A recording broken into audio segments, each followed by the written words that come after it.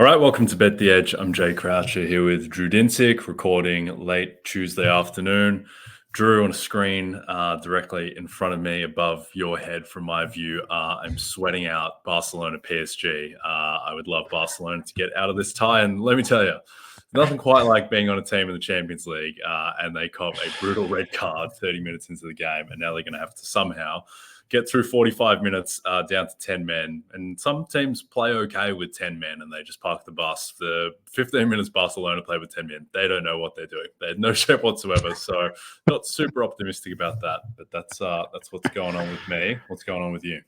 Yeah, I mean, you want to play full strength, don't trip. I don't know what to tell you. No, that was a wild one. I did not expect that to be a straight red. And Barca's in trouble, but if anyone can bottle it, PSG, I believe in them.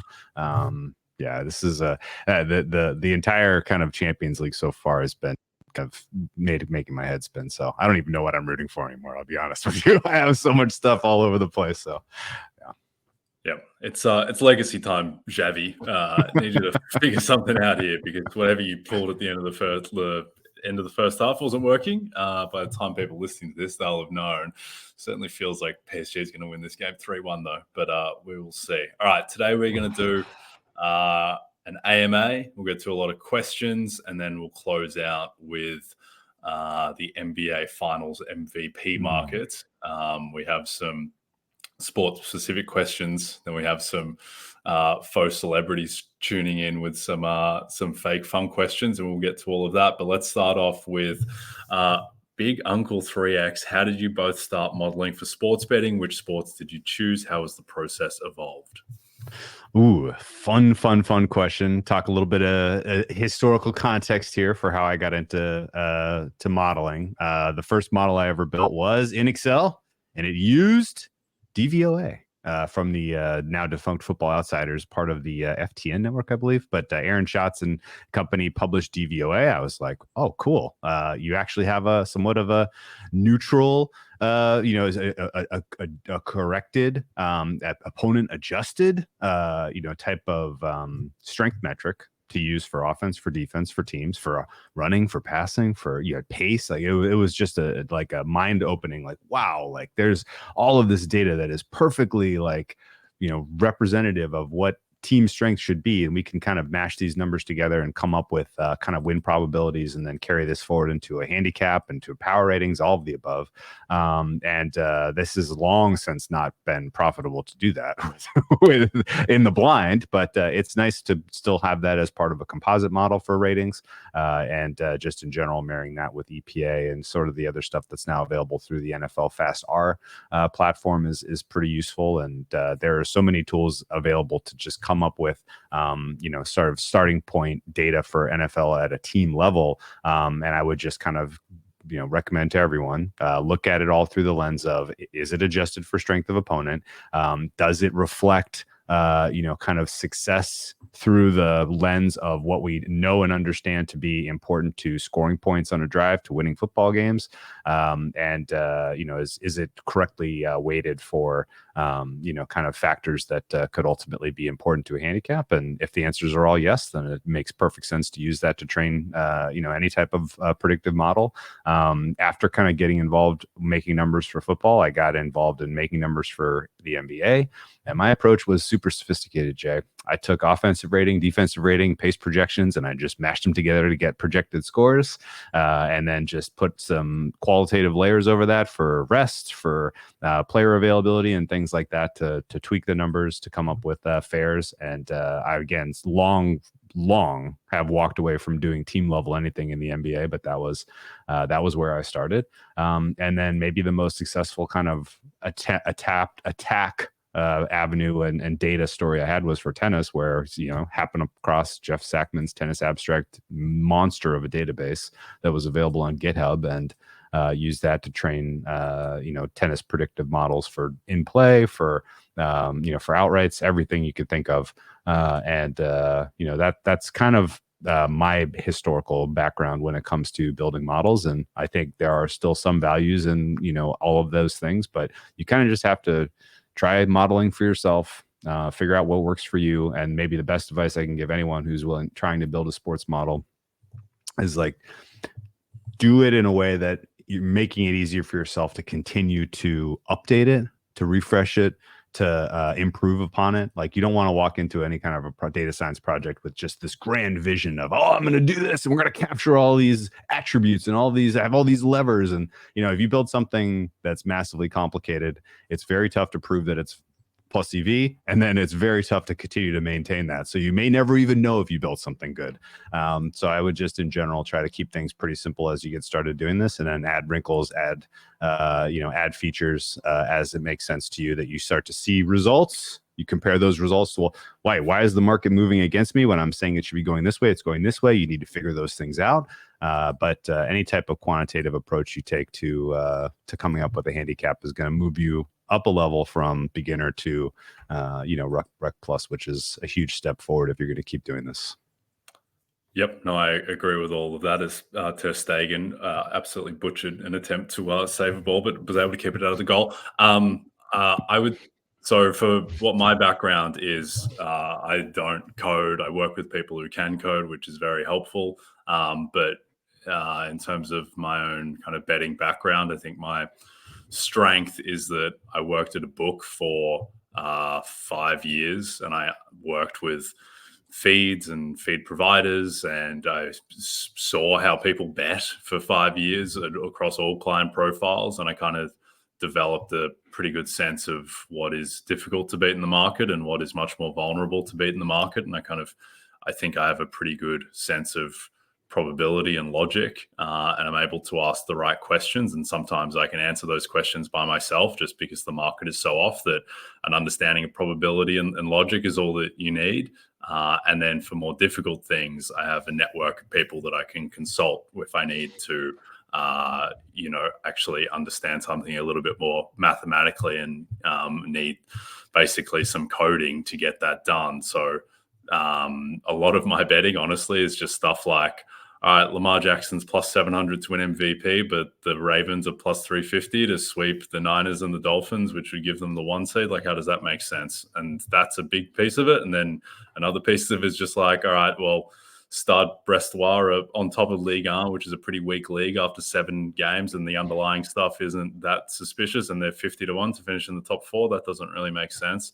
And then being able to interrogate those questions, if I can do it myself, or using people in my network to get more conclusive answers. So that would be my background. I would say that just my kind of betting is not, it is replicable in a way where I don't code, and I'm not a math genius or anything, but it's also my strength is that I worked and ran a trading team for a long time and was able to get all of this really invaluable background.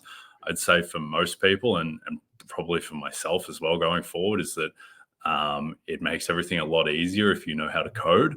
And that's what I would recommend for anyone who's trying to get into that. And then don't try and beat NFL lines at close from the jump. Try and attack more vulnerable markets, and then progress up from there. Yeah. Question from Ronan McGarry. Do you guys have any bad beat stories that will make me feel better about the Cavs throwing against the Hornets and costing me a 400 to 1 division 4-fold? Drew? That's a big one, man. That hurts. That stinks. Honestly. I can tell you, you want some sympathy though. About the same time that was happening, I was staring at just a hellaciously poor result in the Masters, save one savior, and his name was Cam Davis. And Cam Davis shot the round of his, he was having the tournament of his life. And really kind of was going to threaten, some top 5, maybe doing really well. Struggled on Sunday.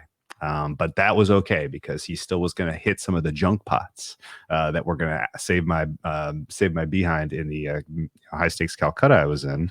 And Cam Davis gets to 17. He's got he's I think top 7, and he drives it. He's 123 yards from the pin. It's like, okay, good job. Like, take care. Just get par these last 2 holes, and we'll head into the. We'll lick our wounds, but we carry on.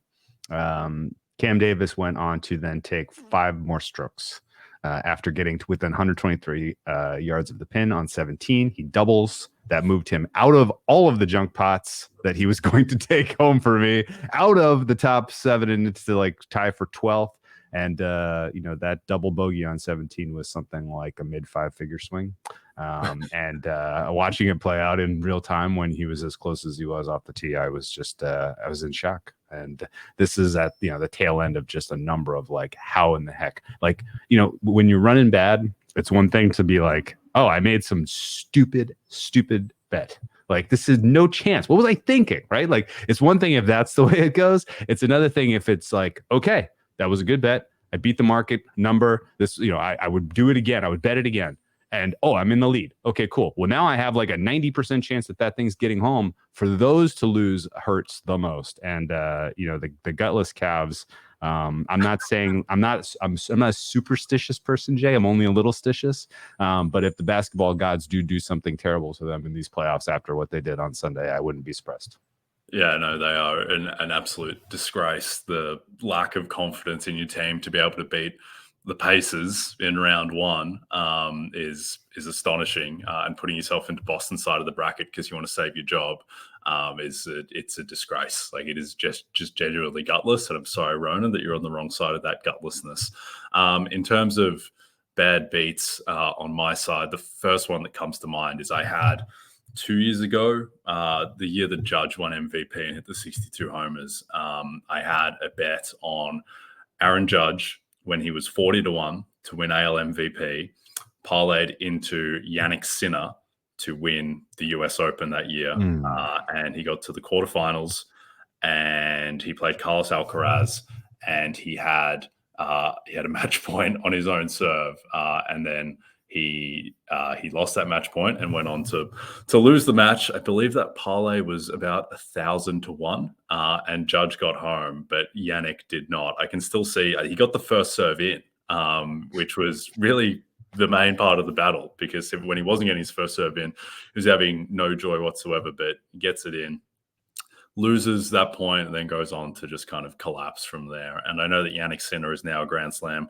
champion and everything, but I will never forgive him for not taking care of business that game, because then he would have played Tiafoe, he would have been a meaningful favorite, and then he would have played Casper Ruud in the final, he would have been a meaningful favorite. So thanks for nothing, Yannick. But that's okay.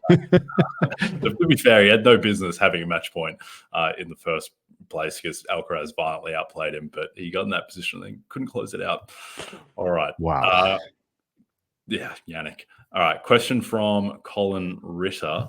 What is a fair price for over 5.5 games for the Suns-Wolves series? Feels like minus 220-ish is mispriced. Do you have any lean here, Drew?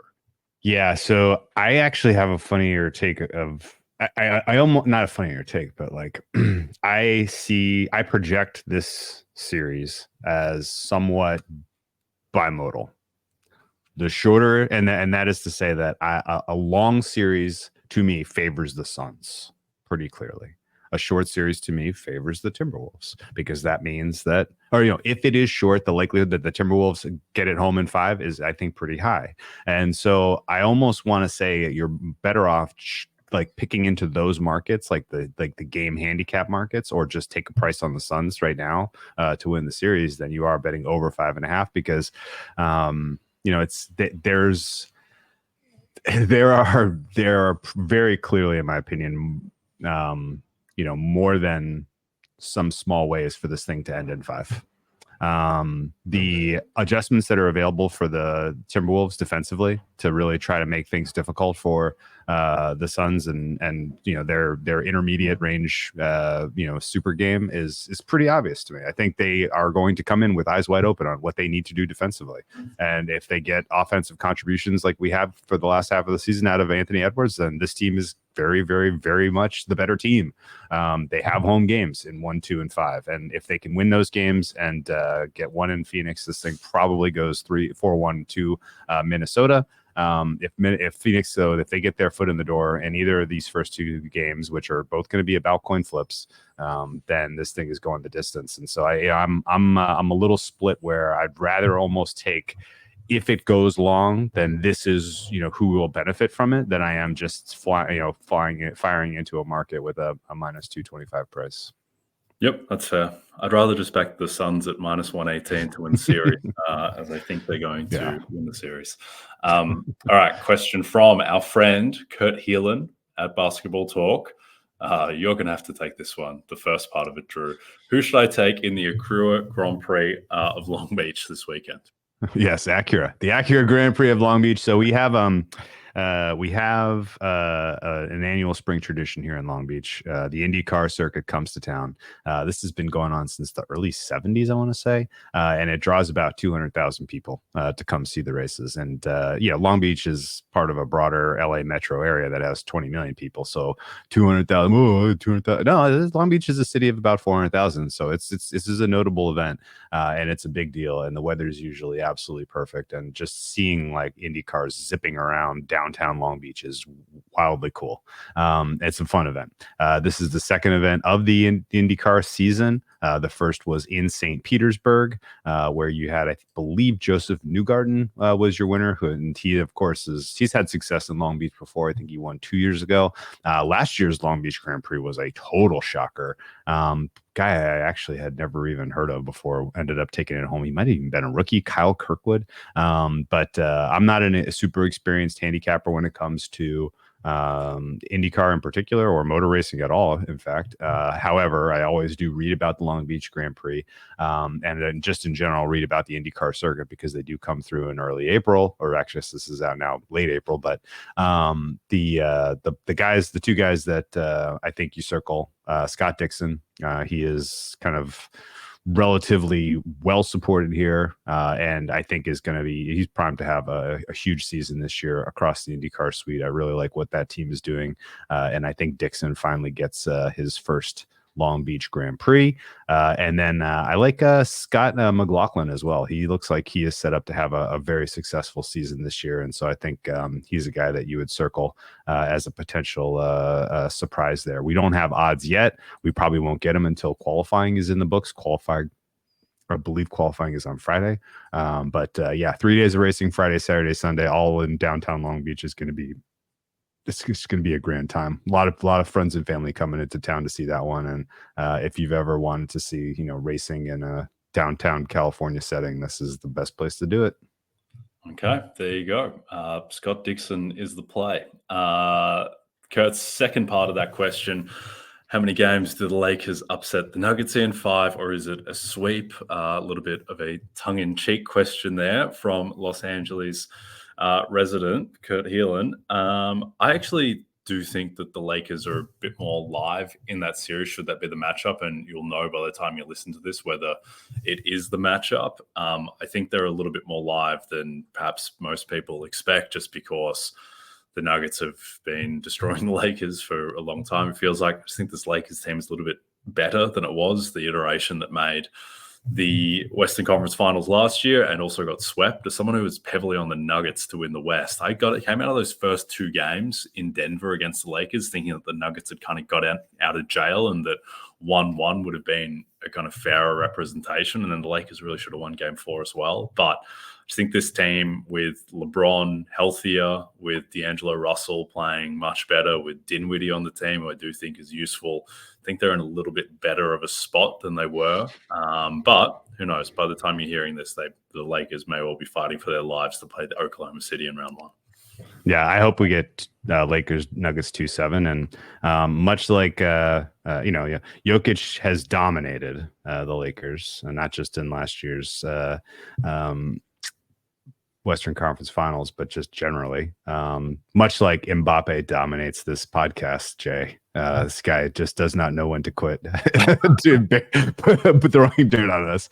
No, the last year's Western Conference Finals was hilarious because in the moment, people were like, "Man, these are really competitive games." All the Lakers had their chances. Like, oh my gosh, like they were so close. Like that, it was a weird, super high octane right out of the gate, where the Nuggets were just firing.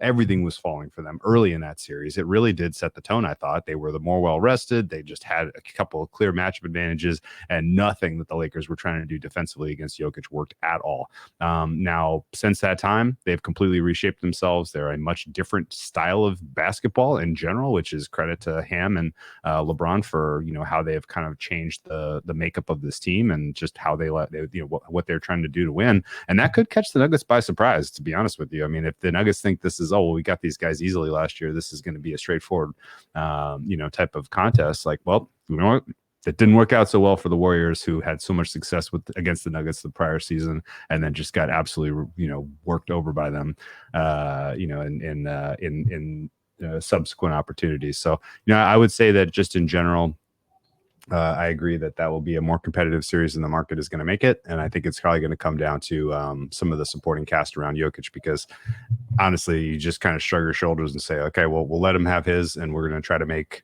the Michael Porter Juniors of the world beat us. And, there are a couple of players on the Nuggets in particular that I would point at and be like, look, these guys aren't like especially dynamic. They don't have range. They're not, outside of Murray and Jokic, there's a lot of players that I think you can kind of put in a little bit of a box and force them to beat you the hard way. So yeah, I think it would be a competitive series, but ultimately, am I going to bet the Lakers? Probably not.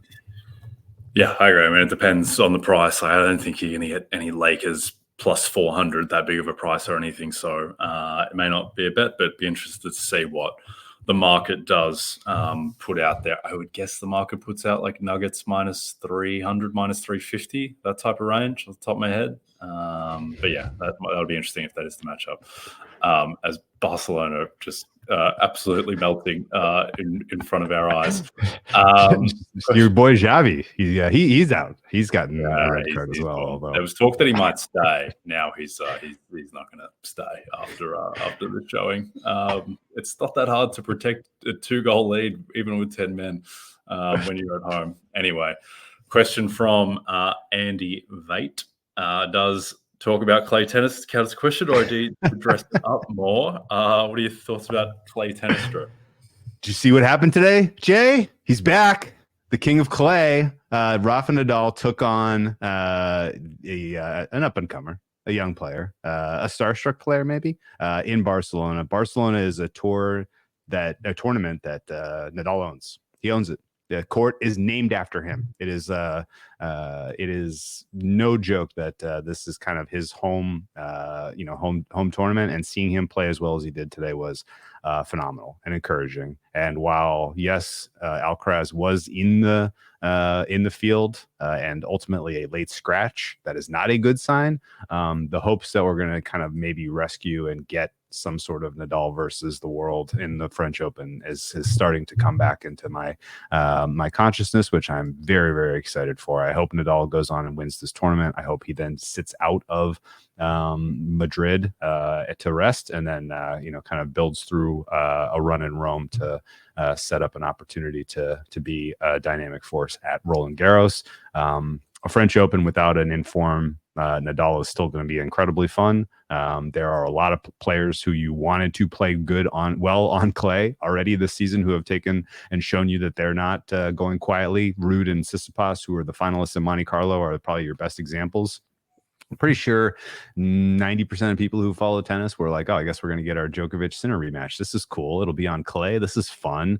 Ruud and Tsitsipas had different ideas over the weekend as they both came away with impressive upsets. And then Tsitsipas ultimately lifting the trophy over an informed Ruud was impressive. So, there are a number of players who are playing really good, really, really, really good tennis right now. And I think, if Alcaraz can find any form between now and Roland Garros, it's going to be an epic. Okay. Yeah. Hopefully that is our matchup with the legend against the new upstart in Carlito. Question from J Rod. Not to be confused with the slumping Julio Rodriguez.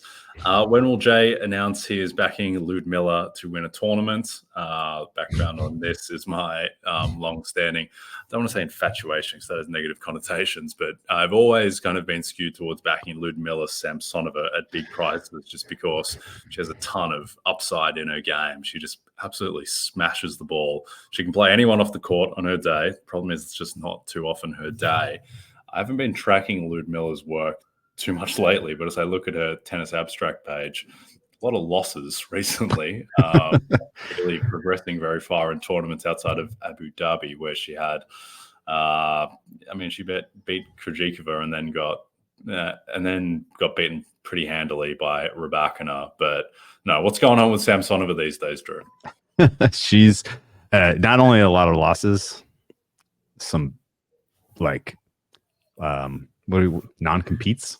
Yeah, she does melt. Like, she does really melt sometimes. Yeah, like it's not like shocking who she's losing to, but shocking the degree to which she's competing is a problem. And ultimately, what is her strength? This, where is she best kind of tooled up to be a factor? It's probably in the fall. And it's definitely not on clay. If she does anything on clay this year, that's just kind of a bonus. I think she just needs to keep her head above water and keep her ranking in a state where she's going to be able to get into draws without having to qualify once we get into the fall and winter months, because that's where she is best kind of geared up. And I mean, the answer is she's a fragile player. She's dealing with injuries. She's nowhere close to the form we saw when she was at her best, where she was literally world beating and going off at 50-1 into the U.S. Open, where she fair price was something like, I don't know, 6-1. I think if she can just kind of keep it somewhat together throughout this clay stretch, then she's going to have an opportunity to make some noise in the fall and winter, because everybody else in the women's side, you're not seeing consistent runs of form right now at all.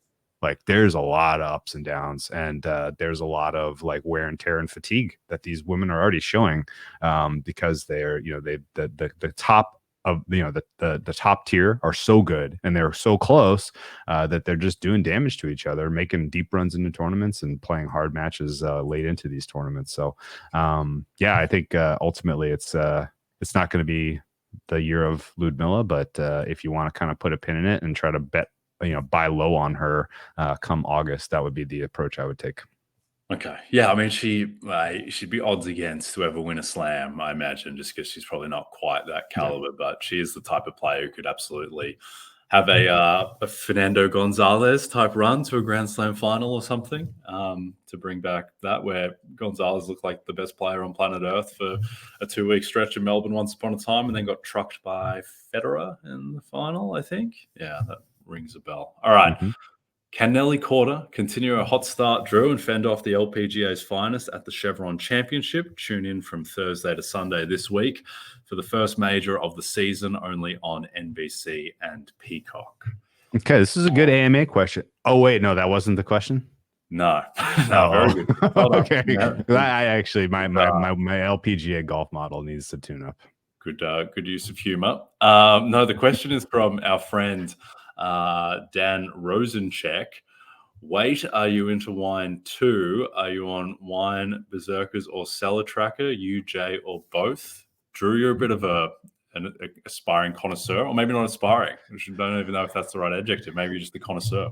Yeah, I'm a wine travel enthusiast, I think is probably the category you would put me in. I don't have I think actually here's a little maybe too much information, but if I struggle with anything, it's the olfactory senses. I don't have a great sense of smell, and in order to be kind of a true kind of top tier wine connoisseur, you got to have the taste and the smell. I have outstanding taste buds, but the smell is just it's rough, and so I have tended to kind of not really try hard to pivot into top tier wine, stuff that you really need to cellar for quite a long time. I do have a handful of older bottles that I have saved for special occasions, and I've gone through that.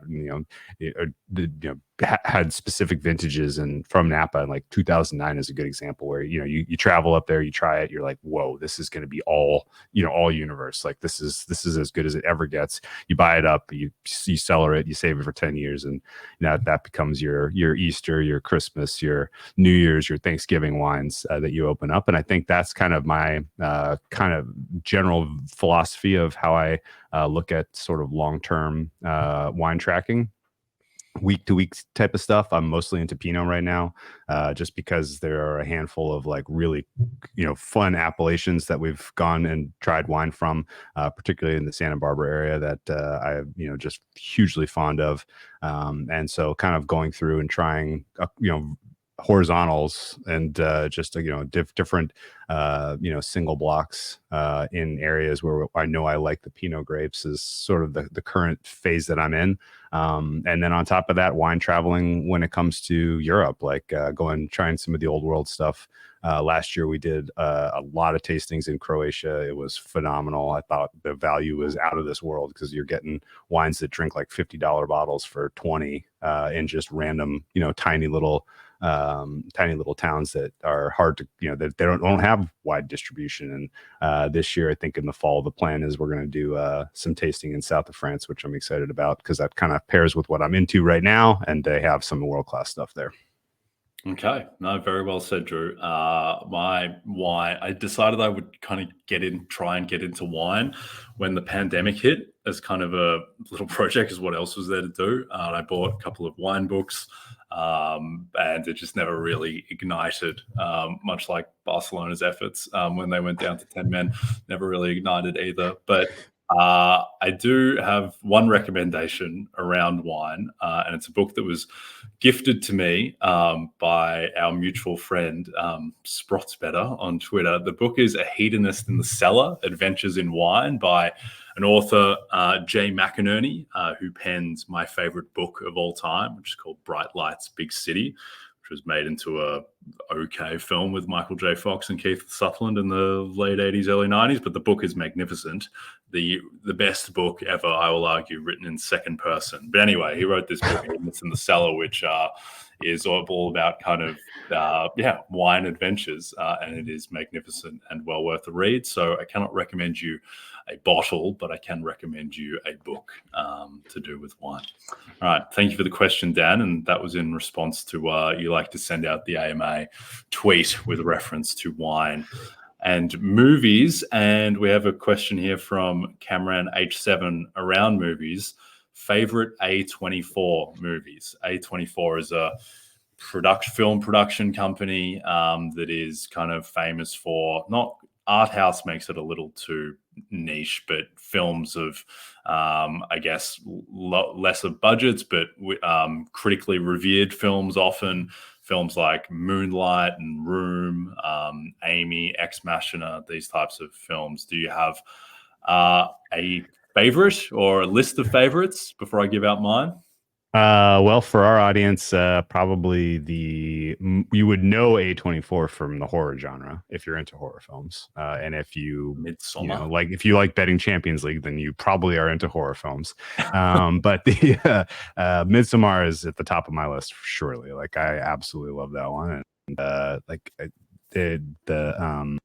the other kind of clear, obvious winners, X and Pearl, which are a series that go together. Ex Machina was pretty outstanding. Like that's not really horror, but they have a Green Room. Oh, that was another one. Green Room that really stood out as pretty special. Hereditary stands out as pretty special. Like you basically could pick up, I think, in the blind an A24 horror movie and be pretty satisfied. Oh, The Witch. I forgot The Witch was A24 too. Man, I'm looking at the list of horror films, and these are some of the best that have been made in the last 20 years. Like almost like all of the good horror films since like the original Scream are probably A24 produced. So they obviously know what they're doing there. But more specifically for our audience, Uncut Gems is pretty entertaining watch, and a lot of topical crossover for if you're interested in gambling in the NBA, which you presumably are if you're listening to this podcast. So if you haven't seen Uncut Gems, that one's pretty cool. But what's on your list? So I've got a few. One, there is a 2014 film with Scarlett Johansson called Under the Skin, which is either the best film I've ever seen or the worst. I'm not entirely sure, but there is a lot going on in that film. I think it's well worth a watch just to trigger some thoughts about the world. It's by Jonathan Glazer, who, I think that is, he's done a range of movies. I'm just looking through his filmography now. The Zone of Interest, that's the one I was thinking of that he did recently, which is about the most grim watch you can ever see. Don't even really want to go into it right now, but that is exceedingly grim. Anyway, Under the Skin, grim, but not in the same way, but worth a watch if you want to think about some stuff. But the three that I wanted to call out, One, Mississippi Grind, which I think I've talked about here before. I've tweeted about. I think that is the best gambling movie ever made, with Ryan Reynolds and Ben Mendelsohn as a down on his luck gambler. They go on a road trip from Iowa, I think, down to New Orleans, stopping off and playing cards along the way. Ryan Reynolds was born for this role in a complex performance from Ryan Reynolds, and Ben Mendelsohn is magnificent, one of the great Australian actors. And then the other two, Lock, which is basically just Tom Hardy sitting in a car on a phone call for the whole film, and it is magnificent. If you don't rate Tom Hardy, you go watch this film and you'll change your mind quickly. It is one of the great performances. And if you like kind of single scene type of films, like, not to bring up Ryan Reynolds again, but Buried, this is very much for you. It's just an excellent film in its own right. And then I think maybe the best one of all, which is a film that I think is extremely underrated and doesn't get its credit, A Most Violent Year, directed by J.C. Chander, and it stars Oscar Isaac and Jessica Chastain. It is about it's about like the fuel supply industry in New York, New Jersey, but it's just extremely well done. Interesting kind of commentary for mine on masculinity. It's extremely well acted, and I recommend it to absolutely everyone. Cool. Okay. That's where are you on their major breakthrough, Everything Everywhere All at Once? Properly rated, overrated, or underrated? I haven't watched it. Where do you stand? I didn't really like it. Okay. I was shocked that swept the Oscars last year, for being honest with you. Like, here's a good explanation. Maybe I needed to see it on a big screen. I don't know. I started watching it on the plane. I got halfway through, and then I was like, I don't really need to keep watching this. And so then I eventually got back to kind of Oscar glory, and I was like, you know what? I guess I just got to sit down and watch it again. Maybe it was just because I was on a plane and I should have just, been on, a better experience. But sat through and watched the whole thing again. I was like, okay, I get it. This is good, but not like sweep the freaking Oscars good. Like, okay, that's fine. It's just one of those movies that caught fire and had a great story because, Data from the Goonies was in it.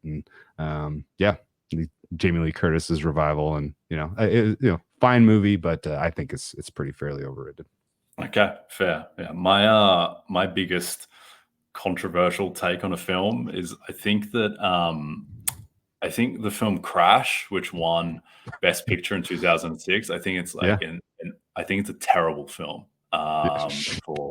for a lot of reasons, and it's not really the point to go into it, but I think it's actually kind of an offensive film, and I have no idea how it resonated enough to win Best Picture over Brokeback Mountain, which is a significantly better film. And if you want to hear my 2006 was just a great year for cinema in general, and somehow Crash won. Yeah, I don't think that's a controversial take at all. I think people kind of widely pan that one. You want a real controversial take? 1996's winner, I believe, with The English Patient.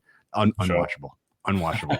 That is you want. There are so many other tales you could have told to kind of capture that moment and the romance and the war. That one was miserable. Okay, I can't think back to my feelings about The English Patient.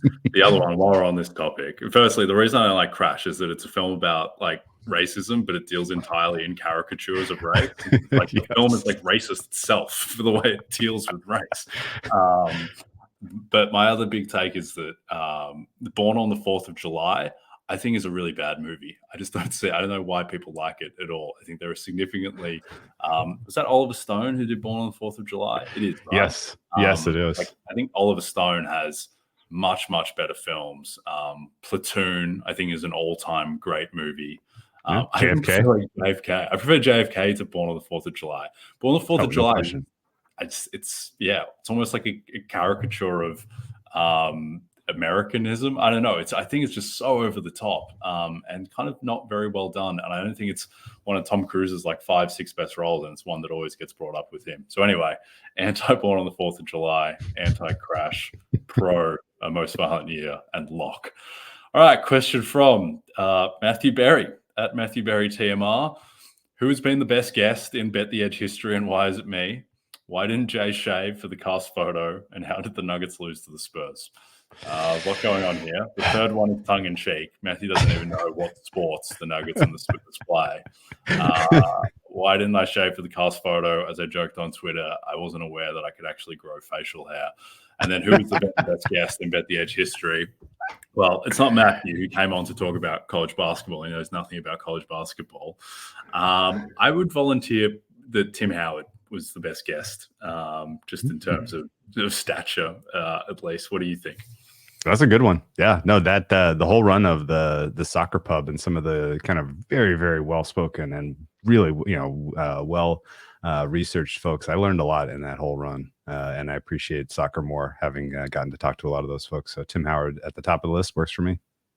Yep. Okay. Tim Howard it is. Congratulations, Tim. Very good. All right. The countdown is on. Wednesday is the 100-day mark to the Summer Olympics in Paris. Tune in this summer on NBC and Peacock to see the greatest athletes in the world go for gold in the City of Light.